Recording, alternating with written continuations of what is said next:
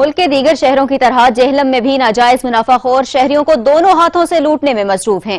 خود ساختہ مہنگائی نے غریب عوام کی مشکلات میں مزید اضافہ کر دیا ہے۔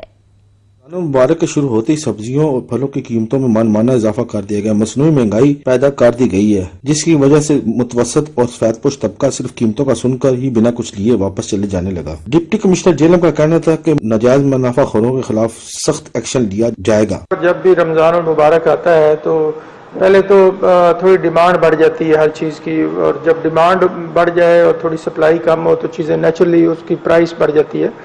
لیکن اس کا یہ مطلب نہیں کہ لوگ جو ہیں وہ نوٹیفائڈ جو گورنمنٹ کی پرائس ہے اس سے زیادہ چارج کریں۔ اس کے لیے پرائس میجسٹریٹس کو میں نے ایکٹیویٹ کر دیا ہے، آج سارے ٹریڈرز کو میں نے بلایا ہوا ہے اور اس میں بھی یہ چیزیں ڈسکس ہوں گی، اور انشاءاللہ ہم انشور کریں گے کہ جو گورنمنٹ کی نوٹیفائڈ پرائس ہے اس پہ پورے رمضان پہ ہم عمل کریں۔ شہریوں نے ضلع انتظامیہ اور مارکیٹ کمیٹی سے سبزیوں اور پھلوں کی قیمتیں کم کرانے کے لیے کردار ادا کرنے کا مطالبہ کیا ہے۔ کیمرہ مین اسنیل کے ساتھ بابر حسین، سچ نیوز، جہلم۔